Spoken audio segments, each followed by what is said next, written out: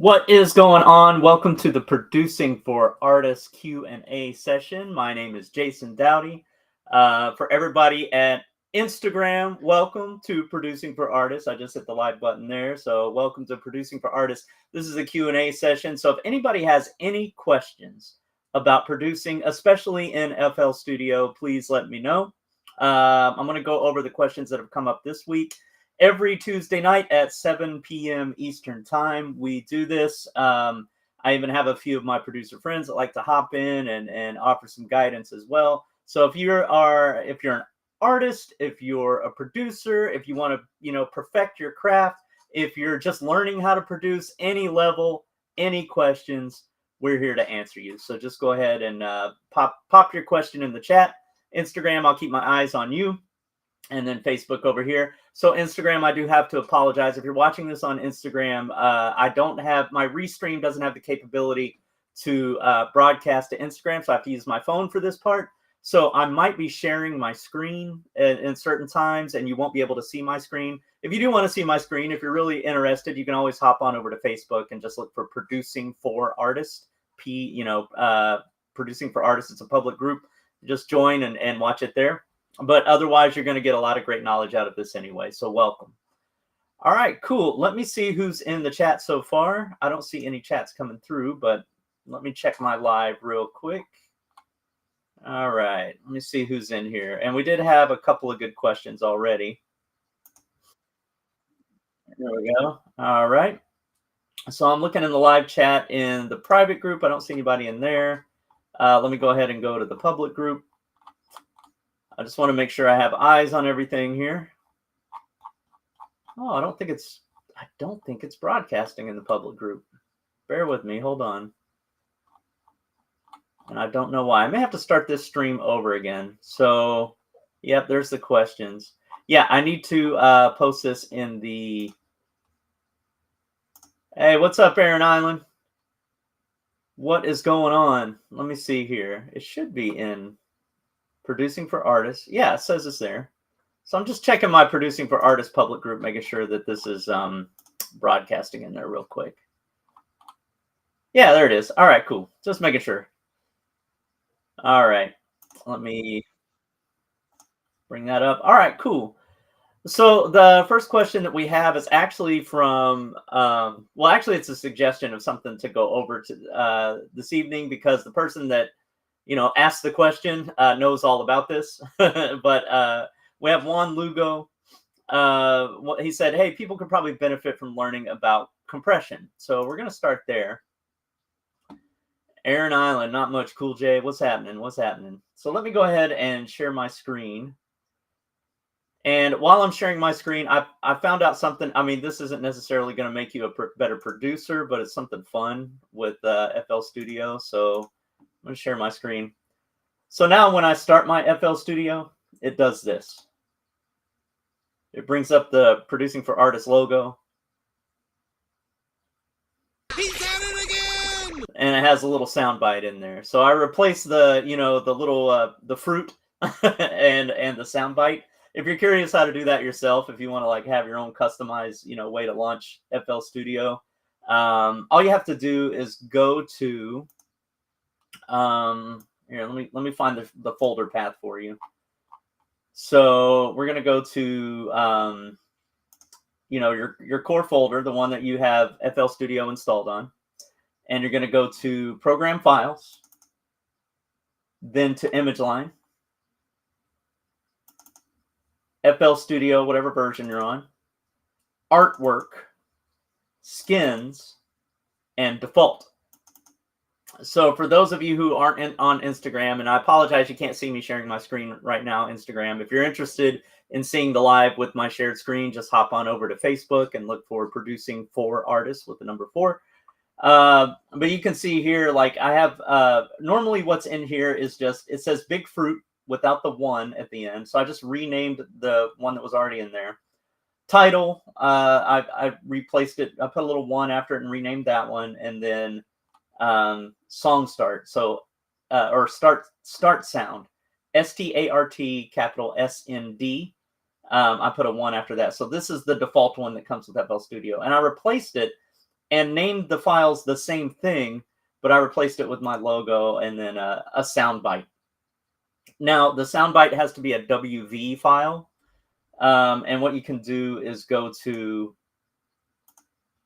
convertio dot is that a co and just say, hey, mp4 to WV, if you download a video. So you can actually go to this website. It's called Yarn. Getyarn.io, and you can search for any video clip from movies, TV, whatever, and anything you want it to say, and you can pull that quote right from a movie, and then you can make it a quick little sound bite. So if you want your FL Studio to start up in a different way, that's how you do that. If you forgot the steps, just DM me. I'll let you know what those are again, and how to find that folder and all that stuff. I'll probably put like an Instagram video up about it as well. All right, cool. But we're going to talk about compression. So compression's kind of like poker. Like it takes, I don't know, like 5 minutes to understand what compression is, and then it takes a lifetime to master, right? It's kind of the similar thing. So I'm just going to open up a mixer. We're going to add a compressor. We're going to go with the Fruity compressor, the stock one that comes in FL Studio. Here we go. All right. So I wish there was a way to make this bigger, but there's not. But there's 4 main things that you really have to worry about. There's threshold, ratio, attack, and release. So all the compressor does is say, hey, whenever this wave file or sample or whatever's playing, live instrument, whatever it is, whenever this sound gets above a certain decibel level, we're going to reduce it. So, like if you've ever seen a wave file, you notice that they have peaks and valleys, right? Well, those peaks, what they're going to do is kind of chop off the ends of those. Or if you really, turn up the compression, it looks like a brick wall. So if you've ever heard anybody say brick wall limiting, they're talking about turning the compressor all the way up so it flattens everything out. And what it's doing is it's bringing, the loudest part of your track down to more match the rest of your track, or wave file or instrument or whatever it is, MIDI, whatever it is. So threshold, all the threshold says is at what level should I start compressing? So as I turn this down, when the file or when the sound gets up to negative 11.1 decibels, when it gets to that decibel level, I'm going to compress it. The ratio says how much to compress it. So right now, once it hits 11.1 dB, it's going to compress it 1 decibel because the ratio is set at 1. The more you raise it, the more it's going to compress it. So if you put 11.1, as soon as it gets up to 11.1, it's going to reduce it by 11.1, right? The attack is how fast or how long it's going to take to compress it, to lower that volume when that peak hits. Right now, the default is 15 milliseconds. And then release says, how long it's going to take for it to let go and stop compressing, stop reducing the volume. That's compression. I mean, that's all it is. General rules for using compression, especially in vocals, you want to use less is more with compression, right? You want to be careful not to compress the hell out of it, because it's going to take something away called a dynamic range, meaning, you want to have some of those natural peaks and valleys in your performance, whether you're playing an instrument, singing, or whatever it is. And if you compress the hell out of it, it's going to get rid of all of those dynamics. It's going to get rid of, the builds and that type of stuff. So, and you can always add another compressor later. So when you're compressing, I would say less is more. Try to not compress the hell out of it. And it's harder to, there's something called an expander, which kind of does the opposite of compression. You don't want to be adding a bunch of those later, right? Just go ahead and be stingy with your compression. Let the instrument have its day. Let it have its dynamic range, or the voice, or whatever it is. And that way, it sounds more like a natural performance. And then if you need to compress it more, you can always add more compression. So I hope that's been helpful. Juan Lugo, I don't know if you're watching this or not. He's probably prepping, or I'm going to interview Juan Lugo later tonight, so he might be prepping for that interview. I don't know. But that's compression in a nutshell. All right. Instagram, I see a lot of people joining and leaving. If you have any questions about producing in, especially in FL Studio, but music production, songwriting, recording, engineering, any of those types of questions, feel free to ask. That's what this is for. We do this every Tuesday night at 7:00 p.m. Eastern Time. I do share my screen from time to time. I'm sharing my screen right now. And you can't see it on Instagram. I apologize for that. If you do want to see me share my screen, you just have to hop over to Facebook and look for Producing for Artists with the number 4. All right, cool. All right, so I don't see any questions coming in, and so far I only see Aaron Island popping in the chat. I'm going to check the other chats real quick. Oh, and I got to check YouTube, see who's on YouTube real quick as well. And if there's no questions, I have a couple more things to show, but this might be a short one, tonight. All right, let me check my YouTube. All right, I don't see a lot there. Okay, cool. So let's hop into something else real quick. And let me get rid of the chat overlay so I can, kind of share my real estate, share the screen, or just free up some screen real estate real quick. All right, let's see. Go to the chat. Just listening. All right, cool. Thanks, AI. Appreciate that. All right, I'm going to turn that off.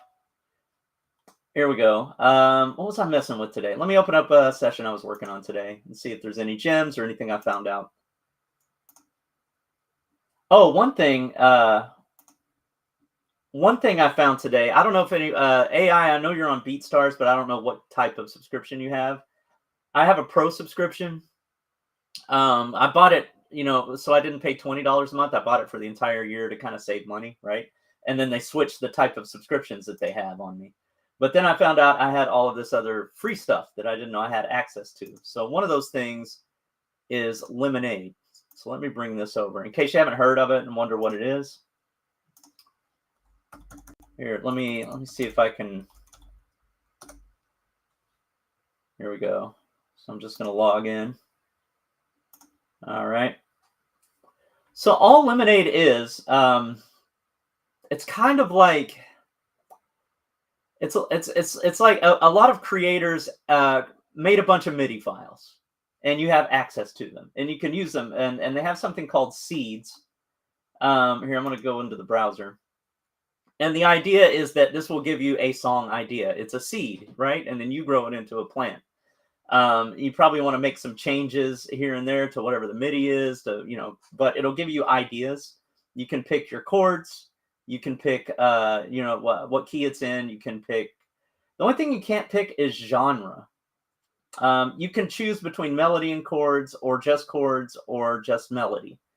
But you can't choose genre. But and then you get up to 250 per month, so you can download up to 250 MIDI files that are created by somebody else.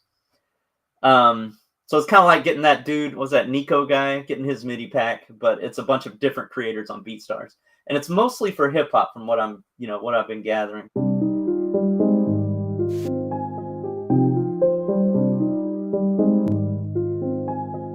It always plays it in a piano sound, right? And you can change the tempo and the key down here. And yeah, I mean, that's pretty much it. So I downloaded one of these. I thought I'd give it a shot. Let's see. I downloaded a seed and put it on this track.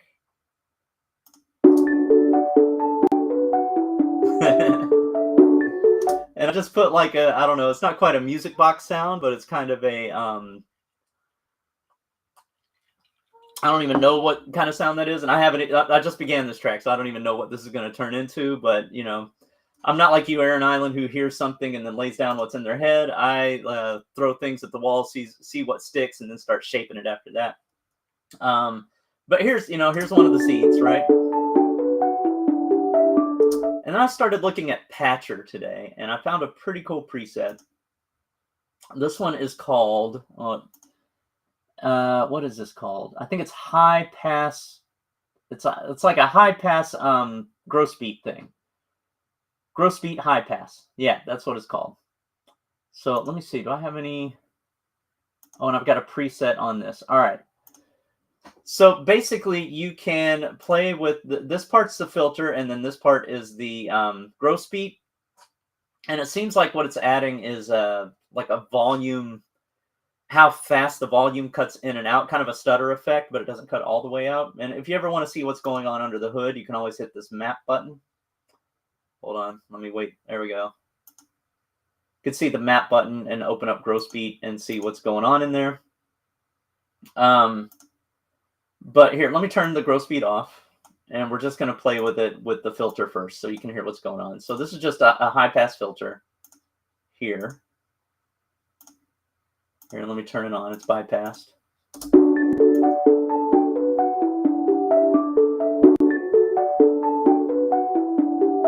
Actually, that is not doing much. I think you have to turn on, I don't hear it doing anything, so I think you have to turn on the actual gross beat before the filter kicks in. So let's do that.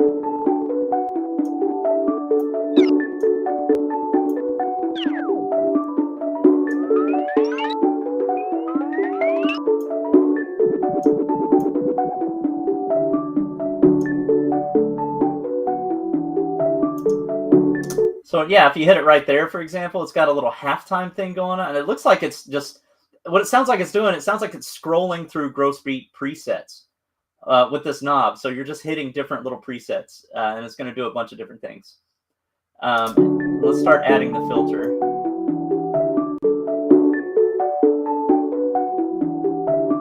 So all this is doing is cutting out the bottom end. And maybe I can't hear it because I do have an EQ on it. So let me take that EQ off.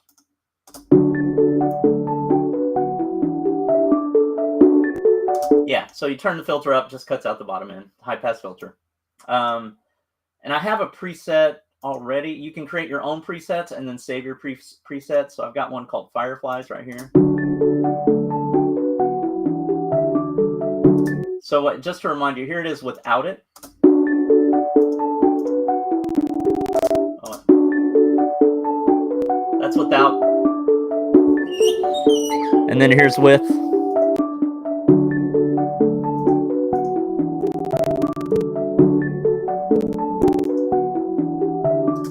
And I think this patcher plugin takes quite a bit of CPU and memory, but it's a pretty cool effect. It's pretty cool, something free that you have with FL Studio, so could be something for your creation process.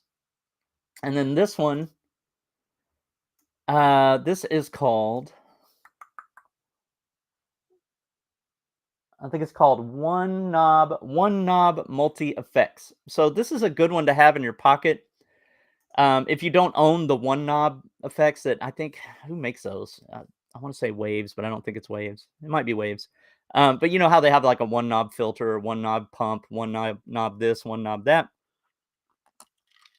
This does something similar. So if you just wanted to add a phaser, a flanger, reverb, delay, low pass, and you wanted to put some automation in real quick, this is a good plugin for that. I don't even remember what I used this one for. I think I put a low pass filter on it, right? Just to cut out some of that top end, and then I put Zen Master on this to warm it up a bit and give it a little analog sound.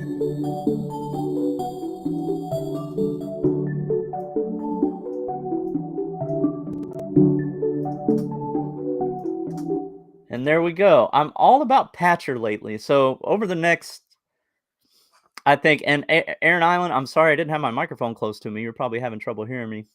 I think over the next few weeks, I'm going to be all about Patcher, learning how to use Patcher, learning how to build things in Patcher. It's exciting. You can connect any effects plugins, synth plugins together in some pretty cool ways. You can do note triggering and stuff like that. I really want to figure out a way to replicate something like they have in what's the name of that other DAW? Ableton, where they do that note repeat thing. So I'm going to see if I can build something like that or find a preset that does something like that. I looked today, I couldn't find anything, but once I do, I will let everybody know. All right, cool. All right, I'm just checking my chats. This might be a short one tonight, which is good. I have a bit of a cold, so it'd be kind of nice to have a, a short one to tell you the truth. All right. Okay. Cool. I don't see any chats. Instagram, I'm going to scroll through and look at the comments and see if I missed any of your questions while I was demoing things. I don't see anything. All right. All right, cool. Well, this was a short one. Patcher is massive. It has hidden plugins too. Yeah, people build their own plugins in there. You may never have to, if you get good at Patcher, you may never have to buy a plugin again. I wouldn't go that far, but you can do a lot, right? You can at least combine the stock plugins with FL Studio. I'm not even, I think they have to be stock. I'm not sure if you can add third party ones into the flow or not, but you can connect any plugins with any effect. I'll let you know. I'll let you know what I learn, AI. Let me know if you figure anything out as well. Hey, what's up, D's Keys? Well, D's Keys, this one's about over. Did you have any question or wisdom to share before I call this one? FL is OP now. I'm not sure what that means. Hold on, let me put the chat overlay on. FL is OP. Nope, all good. All right, cool. Awesome. Well, I appreciate both of you popping in and whoever else got their eyes on this one. There will be a replay, so it'll go over rolling on the floor laughing. All right, I know that one. Overpowered. Oh, okay. Yes, sir. Yes, sir. Yeah, FL, man. I'm like I was telling AI, I'm really gonna dig into the OP is overpowered. Yeah. I'm really gonna dig into Patcher over the next few weeks. What's up, Pat Carney? All right, cool. Well, thanks for chiming in. This one's going to end a little bit early, which is good. I get a little family time before tonight's interview with Juan Lugo. So over in Heatwave, at what'd you miss? You missed. We talked about just what compression is, and then I went over how to change. Oh, I could stop sharing my screen probably. There we go. Now you can see my face. And I went over like how to change. You know how when you open FL Studio it gives you that the picture of the fruit, and then it makes that little, little sound that it makes, that iconic, uh, "quing" sound. That's the best vocal impression I can do of it. I showed how to change that, so you can change that to whatever you want. And then we went over Patcher, a couple of plugins that they have. One of them, you can, like, kind of use a knob to scroll through different gross beat, uh, patterns, and you can set a filter to it. And then another one, is like some one knob effects that you can use with Patcher. So you can just add this thing, and if you're like, I'm not sure if I want to add a high pass filter or a low pass filter, or a phaser or whatever, you can add all of those. Yeah, check it out in the replay. All right. Cool, man. Well, 8:30 tonight. So in about 1 hour's time, we're gonna be interviewing Juan Lugo over at the Heatwave. That's Heatwave with just the letter V. So anybody on Instagram, if you're interested in checking that out, we're gonna be picking his brain for some music production knowledge, get a little backstory on his production journey, who influenced him, all that kind of stuff. That's at 8:30. Just look for Heatwave with a V music group in Facebook, and you'll find him there. All right, cool. All right, man. Oh, and this Friday? Yeah, this Friday night is the Tournament of Fire. So if you want to hear fire beats, um, this might be the best tournament Heatwave has ever had with the lineup and the talent that's in there. Like, this is gonna be crazy. It's gonna be nuts. All right. And that is Friday night at 9 o'clock. All right, cool, man. All right. Well, thanks everybody for popping in. I'm gonna end this stream.